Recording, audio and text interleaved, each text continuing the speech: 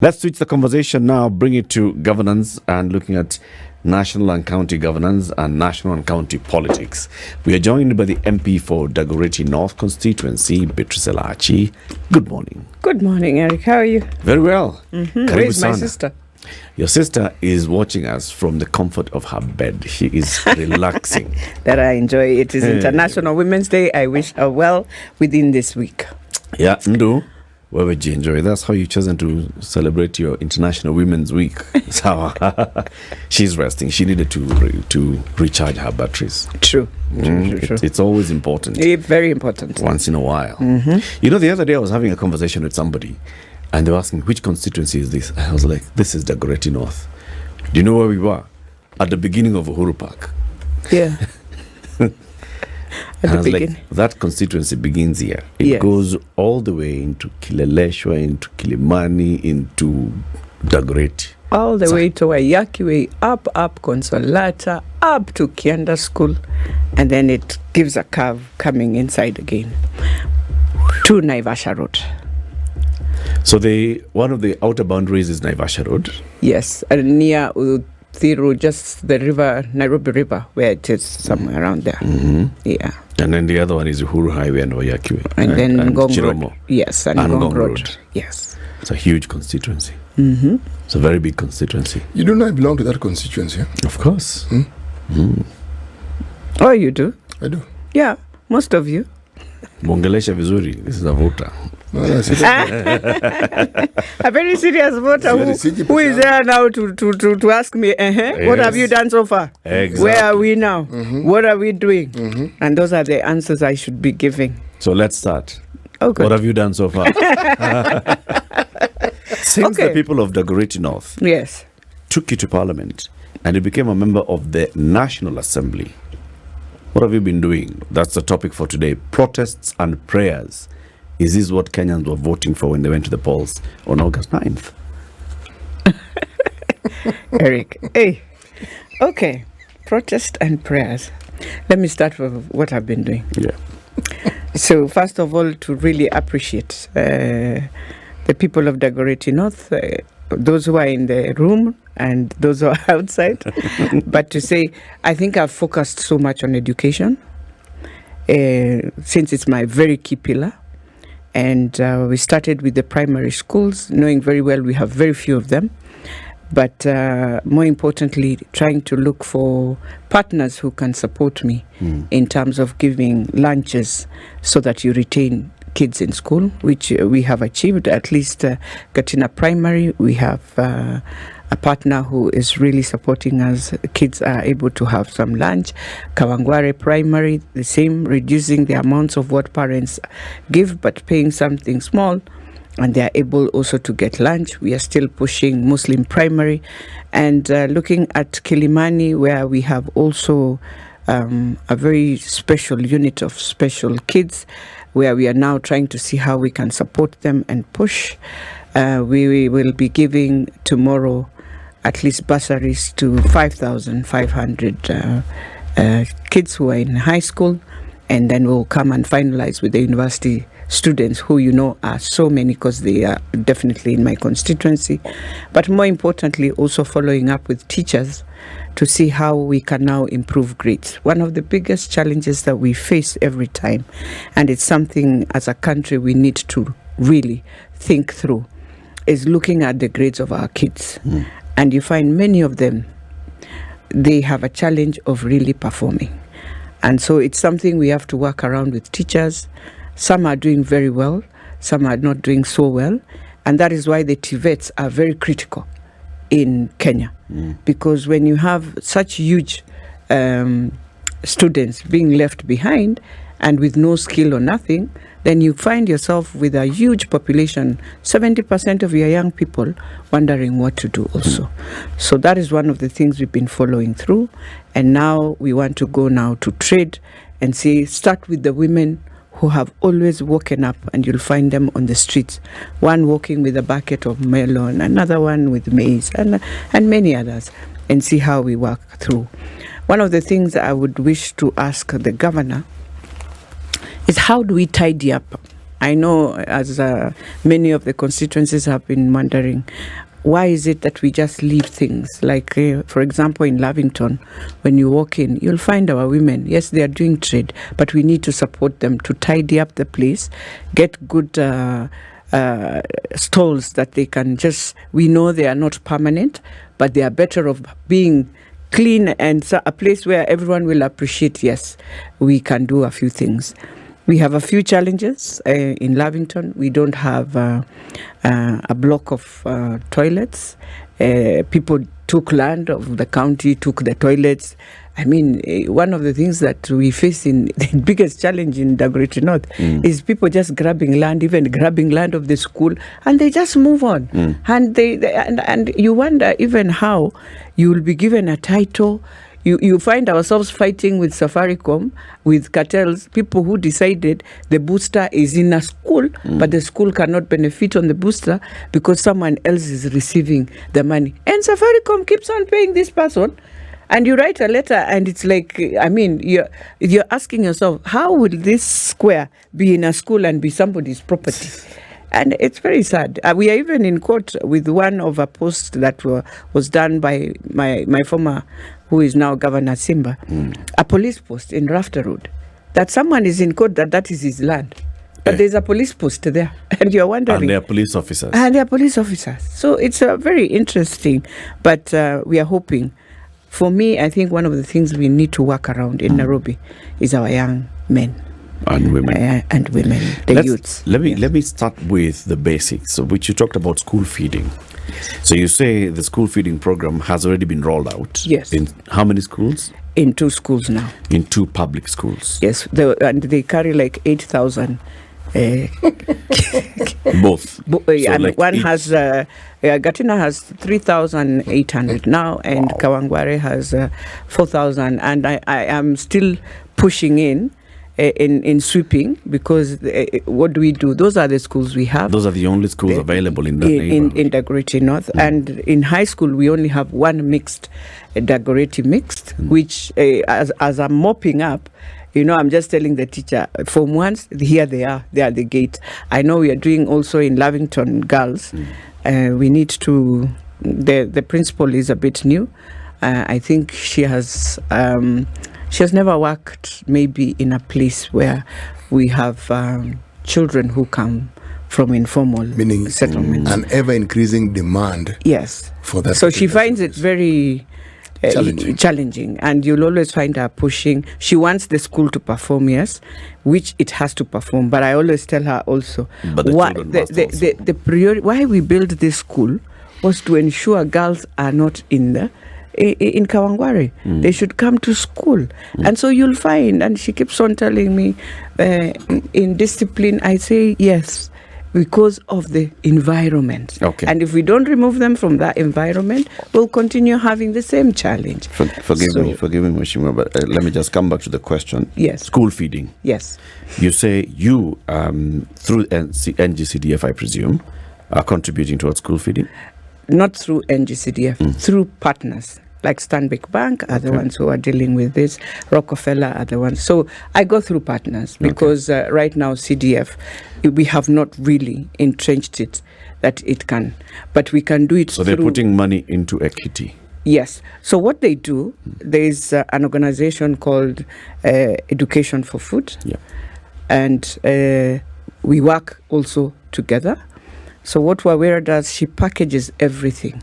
And we use, when you go to Dagoretti South, there's a kitchen they have built there, a very modern kitchen that can serve more than 20,000 kids. Yeah. And it serves more than 20,000 kids every day. So Dagoretti South, they are able to give all their kids food in all the public schools. For us now is when we are starting, and so slowly we have that, then we have Muslim, and when we finish with that is when now some of our schools, they can afford. St. George's can afford. Parents are able to afford a meal for their children. Nairobi Primary, the same. So you find we have very less unfortunate, and we have those who are fortunate who can be able to continue paying something for their kids. But my wish would be, going forward, if we do the lunches now from Dagoretti North, so we are able to feed even our mixed secondary school and all the kids. And we have very many informal small schools, which we are also thinking, how do you manage them? And how are you able to just put them through a same structure to have the same? Because they are also taking care of children who are unable to go to the public school. Yeah.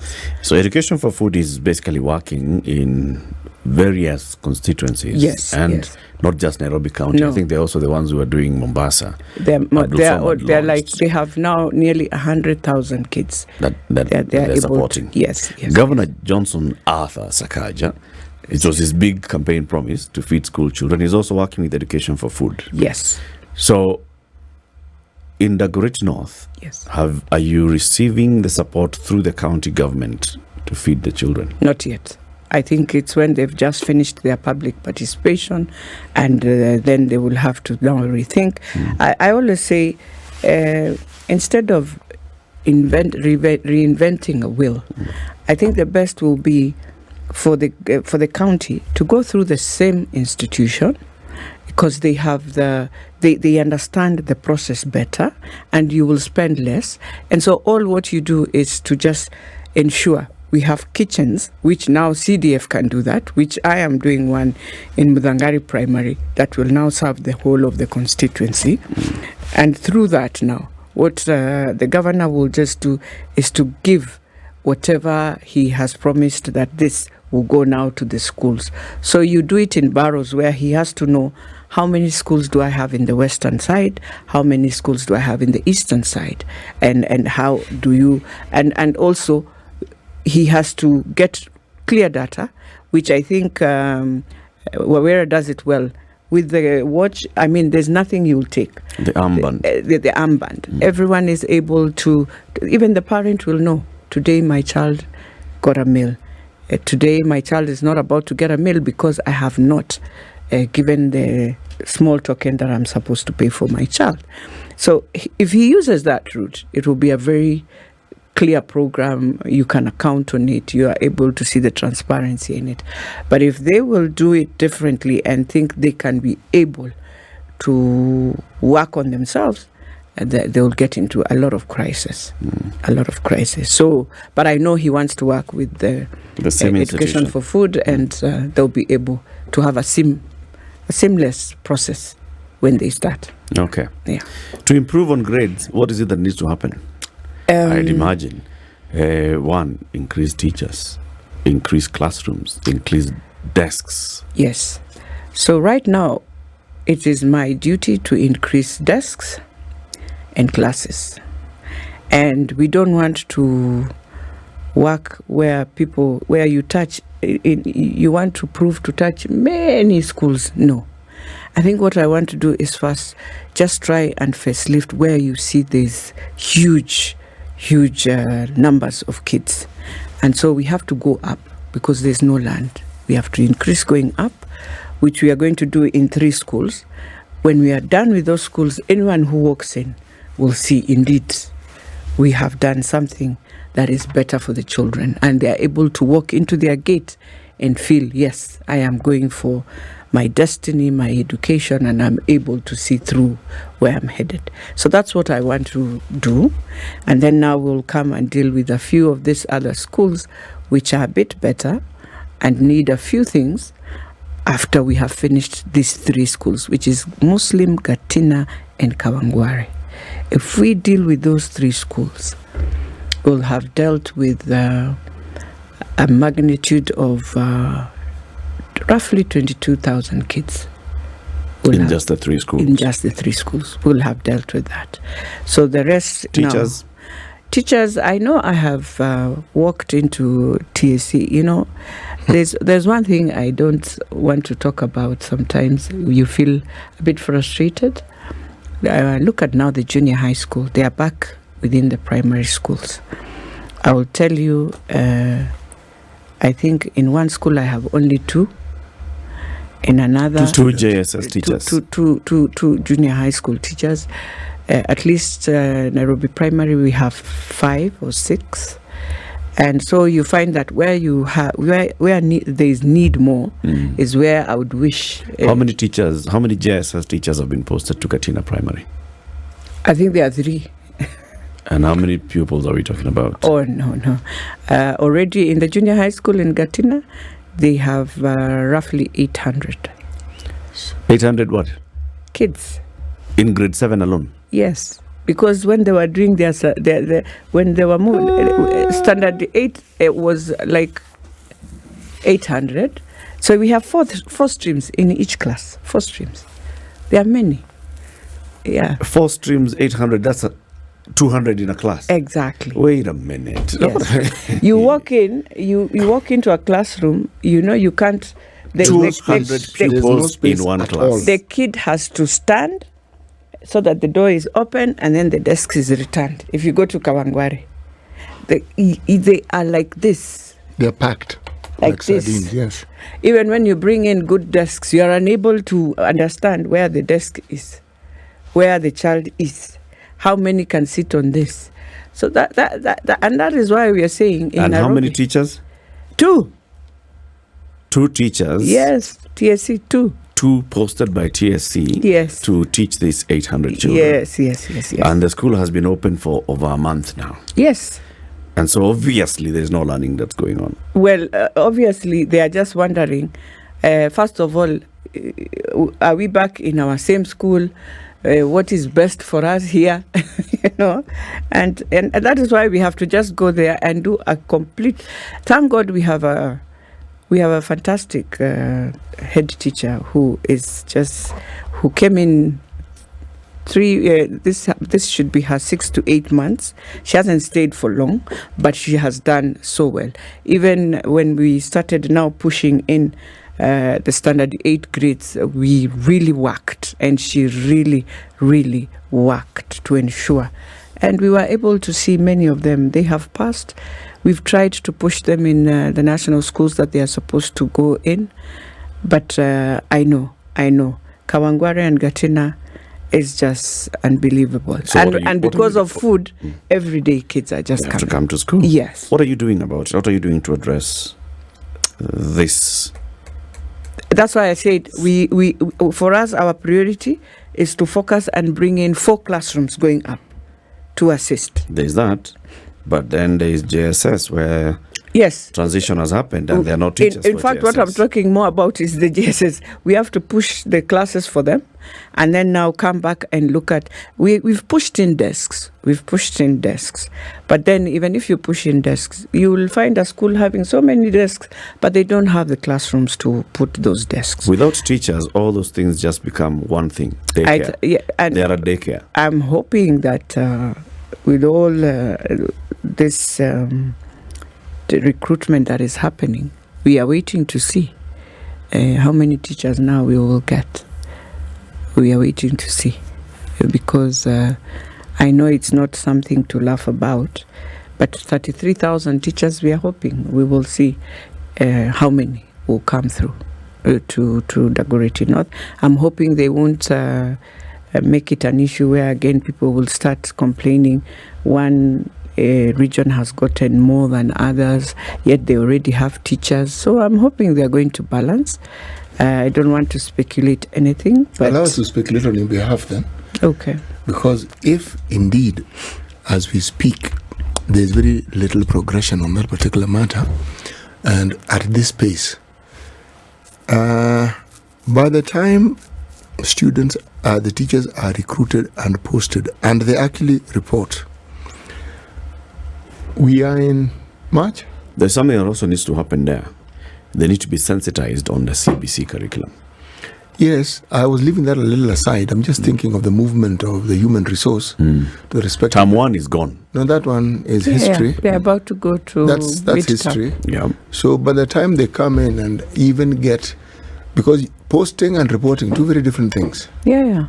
So then they settle in and actually start teaching, and the syllabus. And the syllabus are actually based on teaching on a, not daily, but on a weekly basis, daily. So they're already behind. Absolutely, of course, yes. Now, that's where now, inculcating them into the system comes in. and then expecting them to actually teach and get to the point where the students should be. Earliest, August. At this pace, the likelihood of these students losing a whole year is very high. Yep. Yes, it is. It's very, very high. Yep. So then what will we do with these students? Yep. And that's why I was saying I wish the Ministry of Education will look at urban areas very differently from rural areas. First, to know that in urban areas, Nairobi, to get land to even just build a new school to start afresh, it's not there. And so you have to work within the schools that were of city council those days. And you remember when the Mzungu was building it, the pillars were very different. So you can't just come and put something on top of the other. You have to now look at the strength of the school and be able to get pillars that are clear so that you go up. So you can't do a program, for example, now high school. Yes, we want to do 100% transition, but look at Dagoretti Mixed that Mama Beth Mugo started. Right now it has more than 3,000 students, because that's the only school you find there. Then we have the new Milimani Boys, which is just close to Nairobi Primary, which again now we have to bring in boys and ensure, and it's new. So you find teachers, even the head teachers, the principals, are really struggling with some of those things. But if we address this matter realistically, many public schools had huge compounds. Yes. To start off with. Yeah. Problem is not the space. Problem is people who took that land, yes, which had previously been school. Yes. How do you return that land? Because even if somebody has built a block of flats, the common good for which this land was intended is what has been abrogated. If it is your property, tough luck, because it wasn't yours to begin with. True. You may say you didn't know. That's not an excuse if you look at our laws. True. If sanity is to return, it isn't just school land. Public property, prison land, police land, civil, you just go across the board. Land that had been intended for public good, which has been taken over time. If it is returned, we have land. Yeah, a lot of land. Land which was intended for public spaces, which again was taken. I look at Eastlands, the whole of Eastlands, not a single space for people to simply hang out. True. But it existed in the planning. It was taken. Yes. Now, these things have to be returned. I'm hoping. No. I mean, for me, if you can return Lavington, just Lavington primary land, then we will have we'll have broken the ceiling. You can imagine in Lavington primary, so we have Lavington secondary girls. Then in the map now, right now, if you now draw that map, you will be wondering, what is this? Because the school is here. Then somebody came and grabbed and decided to do some townhouses here. The booster is down here. It is for Lavington Primary. So you're wondering, how does this land come and go stretches like this? Then you come up, you'll find the houses of teachers. They are on the road. But then next to them, there is another townhouse coming in through. Then you go down inside the school. The quarters of the teachers are somewhere up here, and there's somebody who has built right here. But you are here. So your land is just a zigzag. And you're wondering, when did it become a zigzag? But when you and the guy has put mabati and is building. And he's finishing his townhouses. And he has been given authority and permission to build. Yeah. But then you're asking, how is he here and the town and the quarters of teachers are here, and him is inside the school? And you can't get the answer. And you look at it, you try talking, nobody wants. I mean, look at the petrol stations that have just mushroomed. In a span of 3 months, we have all along James Gishuru, we are going to have like 7 petrol stations. Just like this. I don't know whether petrol stations have become also money laundering machines. Because you are wondering, what are all these petrol stations for? They're attached to other businesses. And then the worst is, even where you're not supposed to put, where in the map, There was no gate that was supposed to be on that side. Now gates are coming up. You find when now the lorries are coming, they are just on the road because they have no place of loading of anything. It's on the road, right on the road of James Gishuru. There, at the roundabout, this is next to petrol station coming up. Right at the roundabout there, St. Austin roundabout, petrol station. And you're wondering, so the gate will look this side. So how? We have very many questions. Let's take a break. It's 27 minutes to 9. The Honorable Beatrice Elachi is a member of Parliament for the Dagoretti North Constituency. She's here to talk about the issues that, the things that she's dealing with in her constituency. And then we talk about national politics as well. Issue of JSS transition, we've talked about it here on the show. Ask those questions. Kupet asked the questions the other day. Everybody's been asking the questions. You sit in the National Assembly. You oversight the national government that is in charge of JSS. We'll ask you what you are doing in the National Assembly to address this particular matter. On behalf of the 800 children in Gatina Primary School, the other 800 blah, blah, blah in Kawangware Primary, the other 1,000 or so in Muslim, all of the children in your constituencies to start with, and then going countrywide, 1 million children who up to now have not started learning, and they are in JSS, in junior secondary, in this new swanky curriculum called the CBC.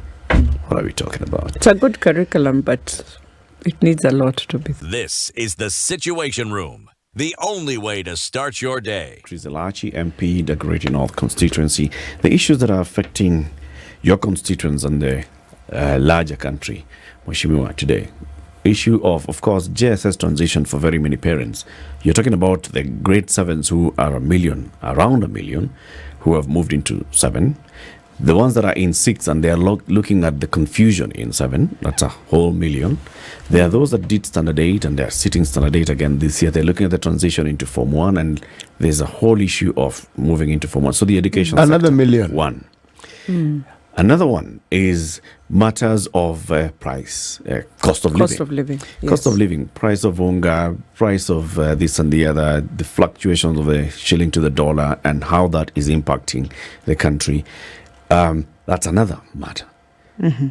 There are 5 million Kenyans who do not know when they're waking up in the morning whether they're going to have anything to eat by the end of the day. 5 million Kenyans in over half of the geographical landmass of Kenya. 23 counties. Those have issues. In those same areas, some of those people who are in the 23 counties also belong to the 6 or 7 counties that are facing insecurity. Waking up on a daily basis, and they don't know. Your sister Naisula Lesuda, I'm sure, is not in Nairobi because she has to go there to address there were bandit attacks. Yeah, and look for food. And look for food for her. The other day, we really just had to go around her and see how to just push in for her to get food, to just take it inside Poro and all those bandits areas. Yeah. I mean, and it's not just the 23 counties. Let me just talk about Nairobi. And it's something, I don't know, I wish my governor can look at it. As much as we are giving, we are doing well, giving bursaries and all that, it's time we look at food.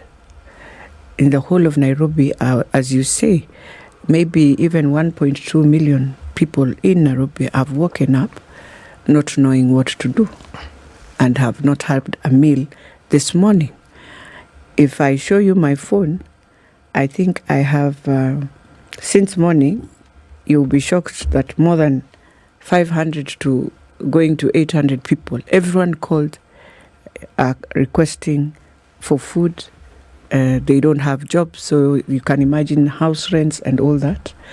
And I think I always say, if we can come together, and now I know I'll have to talk a bit and my party will feel a bit disappointed. But I always say it's just good to say sometimes what is right. And one of the things that I will really request our party ODM is to understand that Nairobi voted so much for us. That is why Baba got 720,000 votes from Nairobi.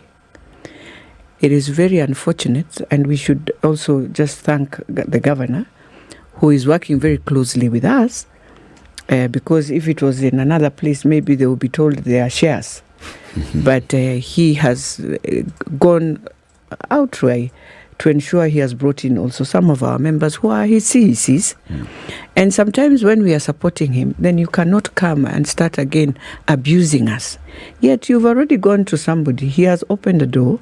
He wants support also. The MCAs are giving that support. We as members of parliament must give that support, because some of the things he's doing can assist our people to get those small jobs that we are looking for. The environment that we need is needed for our people to be able to survive, not even just to survive, because that's what people are looking for.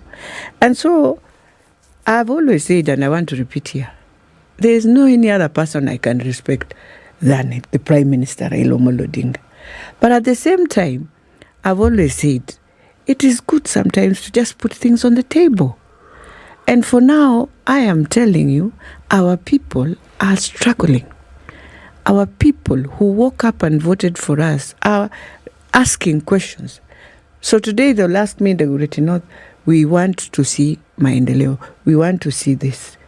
We have an issue. We cannot say this government is doing well in everything. No. We are telling them it is all over. You must think how people can afford food and access it. You see, the problem is even accessing that unga. Where is the unga? You can't access and buy and say you can get bales and bales to give. And so we have to ask ourselves, and we have to turn around our mindsets and start asking ourselves. And I want to thank Honorable Her Excellency Gladys Wanga. You see, she has just turned around Homa Bay and decided we are going to go back in agriculture. She puts in tractors and takes seeds to everyone. You must plant. That is the beginning of saying you are trying to sustain yourself with food security. We have to do that. We have to tell our people, even the ones who are in Nairobi, you must go back home and don't just sit here and you have good land and there's nothing happening there. But then the next question they'll ask you, the money. But we are saying, since county governments are giving those seeds, go home, do something, then come. Struggle, as you know, there's something also at home. And so for me, in this time, I am saying Nairobi, we have to work with Sakaja to ensure our young people, all these programs are talking about planting trees, cleaning the river, our young people are able to come in. You look at Nairobi, we don't have a TVET. In the whole of the Great North, there's no TVET. You have so many young people who are supposed to go to get small skills of plumbing, so that even this low-cost housing that we are doing. The other day, I went to the low-cost housing in Ziwani, and everyone was shocked. But this is a project, when I was speaker, we started with Shabal. And so we have your young people, some of them working there. And when you come in, you're being questioned and asked, why did you go for a meeting? The 13 billion we are talking about is coming from a member of Azimio. It is not even a member. It's not even the contractor. Leave the contractor. The developer is bringing his own partners to bring in money. And therefore, what we should do is, first of all, to celebrate and say, at least we have a partner who is doing something in Nairobi.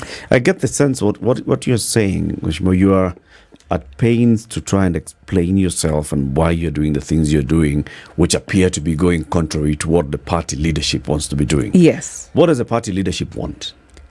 Well, we saw the statement yesterday. The party leadership and the Azimio leadership is saying, which by the way, one of the things I'll say here for free, I think women in ODM, we are so strong and we are truthful to our journey with the Prime Minister. Very truthful. That we don't know how to go give fitina, the men in ODM with the fitina. Men have fitina. Oh, you will be so surprised. It is so sad. Today, they will lie on this, they will lie on this, they will say this. You're looking at them and you're wondering. But you know, when it comes to now real action, you'll just see the women doing the action. The men, again, will be behind us. And that's I look at them and I wonder. So what is the women's position? Are the women... Women, we are very clear. We want to see development, yes, but we are also focused on what Baba wants. And we will deliver at the time you will see us. Which is the demonstrations? Because we are soldiers, we will too. But the most important thing we are saying, we have to see development. That is why all the women who are elected within ODM, everyone is focused in their constituency. You go, because you are judged, by the way, I am judged so harshly that nobody remembers 10 years there was a man in this constituency. And when you, count the things, none. Nobody remembers that. But nobody even remembers he was supposed to employ people. But now, because I'm Elachi, I am a woman. Who was it? And yet I have employed, right now, pushing for even employment, for even trying this, even trying opening businesses for a few young people. We have done. But I'll tell you, Eric, in those few months, when you look at how you're judged, the best thing I've told myself, you know what? Focus on what people wanted to see. So when you what can be your legacy?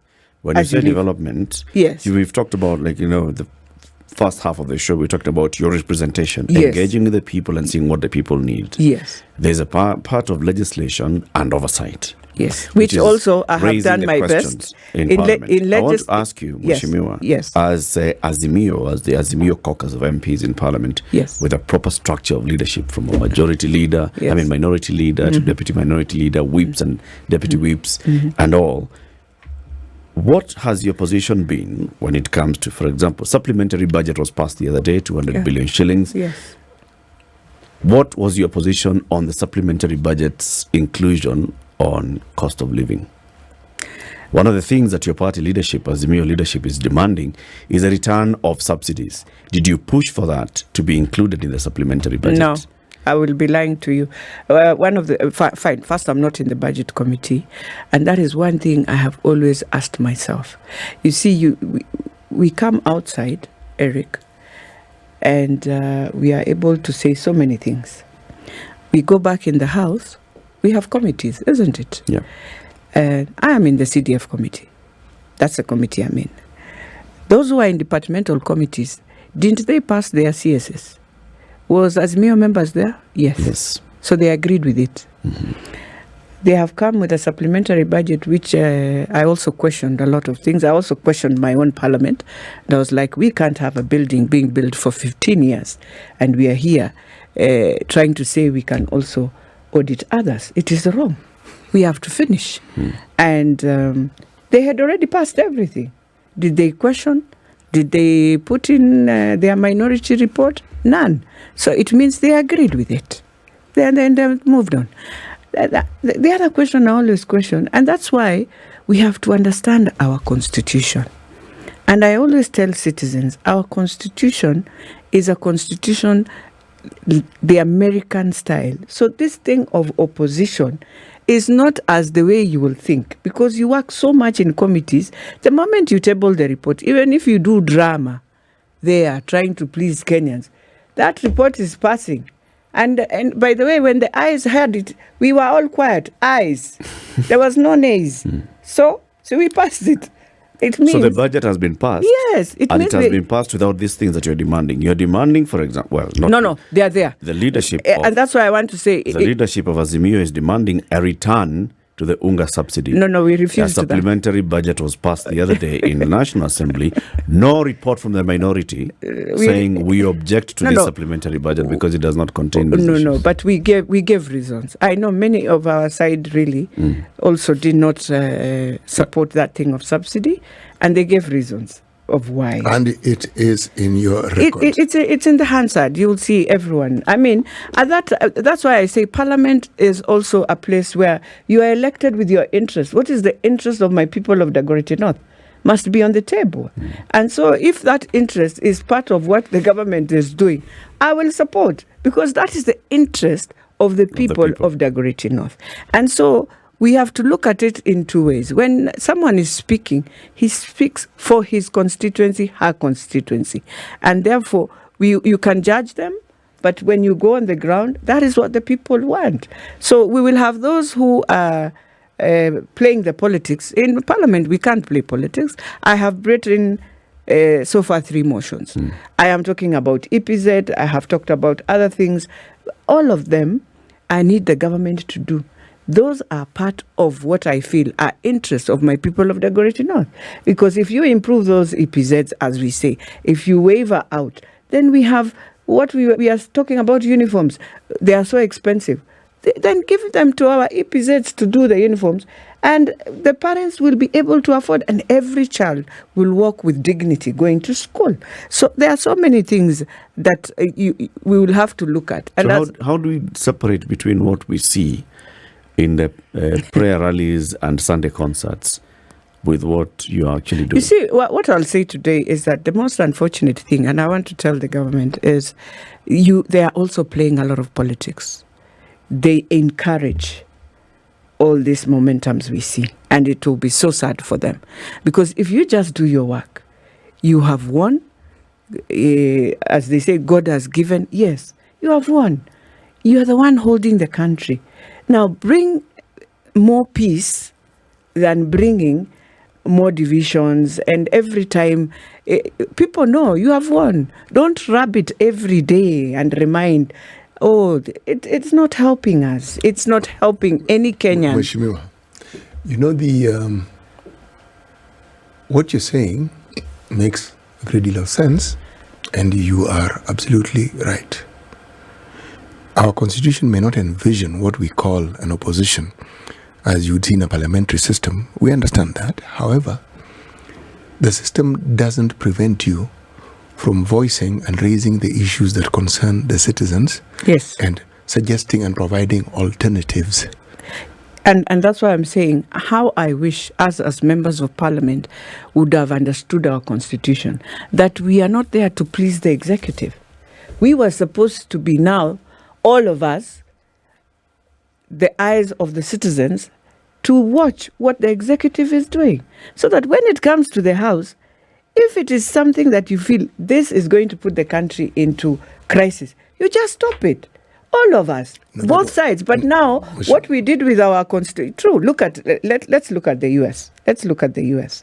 So the Democrats, the Republicans, they have a very clear ideology on how they do things, isn't it? Yep. Today, they are the ones who are more in the Congress, isn't it? The Republicans. Has US stopped working? No. Has the budget stopped going through? No, they go through, but they go through in a manner that the Republicans feel this is best for the country. That is how we needed to have worked. That if anything comes from the executive, both sides, without looking and putting the country first, you refuse. And where do you refuse? From the committee. The committee stage. Yes. You start from the committee as a team and you say, no, yes, they changed a lot of things. Even in the supplementary budget, what the executive wanted, I think some of the things we cut off, which is good. We've really questioned a few pensions that we don't understand why we normally pay roughly 158 billion to London, to some people who from 1924, something very interesting that you can't even understand. I was asking them, why would we even be thinking? But then we have now cut off. So we'll want to see who are the owners. And there are so many things. And by the way, we can safeguard our budgets. If indeed Parliament can just be firm, we can even reduce all, without talking about wages. You find so many interesting codes of resources. And you're wondering, what is this for? What? And so it can work. By the way, we can trim it, even 900 can come off if we are serious, and if we can push Treasury to just itemize Kenyan's budget. Itemize, just give us. Because now you can't tell me we are spending nearly $1 trillion on current expenses. Current expenses. I mean, without even knowing who are they. It's the same way you ask them, okay, can you tell us? Because even we are using, everything is automated. We have our payroll numbers, everything. It means you can get to know. But you know, Mheshimiwa, the state that you describe is there because those of you whom we elected wanted to be there. Yes, if you didn't want it, you are the parliamentarians. You are the ones who, you actually have the power. Yep. You're a budget-making parliament. Yes. The legislative yes, business that you've had the power. Absolutely. And so what we see is a demonstration of how you've used that power. How we misuse. Yes. I would say that. Now, so when we speak out and say, when we say we've been let down, that is the mildest way we can describe our parliament. In fact, the politest, kindest way we can describe our parliament. Because every little problem that we talk about that faces the Mwananchi, it's unfortunate, but it's also true. It falls squarely at your feet. True. I take responsibility, and I agree. And it's something, we have this caucus, we call ourselves the Open Government Partnership, which we are really trying to really push government. And it's a joint with Senate. But then I will tell you today that the National Assembly has really tried. I think now where we need to really focus again, I don't know what has happened in the Senate, because there are many walkouts. I don't know what has really happened. And it's not so good, because you see, there used to be the pillar of showing where, when you remember the Senate of Orengo, of Moses Wetangula, and now of Karaitu, there was sense of pushing government just on the floor of the House until government listens. Now it's like, for us, National Assembly, we are the ones who must take the mantle to push government now and ensure that, look, we have things that we cannot do this way. And I think we are going to do it in the main budget. And I'll come here and attest to it. In the budget of June, definitely we will have to make it a serious public participation where Kenyans must understand they are taking these resources, it's supposed to do this. They're taking these resources. We want to see more resources of economic stimulus packages trying to now come back to SMEs, so that this thing we are talking economy, there is no dollars. There will be no dollars, because right now the importers themselves are suffering. When the dollar is that high, how are you surviving? What cushions this dollar? Where is the dollar itself? And those are the questions we will come to ask. And we will want to come out of this scenario of saying, Raila and Uhuru took everything. No. We pay taxes. We pay taxes every day. Taxes are collected. And so you can't tell me there's no day Kenya was saving money. We collect tax and we spend, which is a very, very unfortunate thing we talk about. They ate everything. Fine, they ate. You need to be taking them to jail or whatever. But at the same time, we are still collecting taxes. Every day. What are you doing and you have increased your bracket of collecting the taxes than what Uhuru had. So it means there is resources. All you need to tell us is what is happening. And you need to come out to we never save. There is no money that we collect as tax and put somewhere. How do you save? If we were saving, then we should not be having this high debt.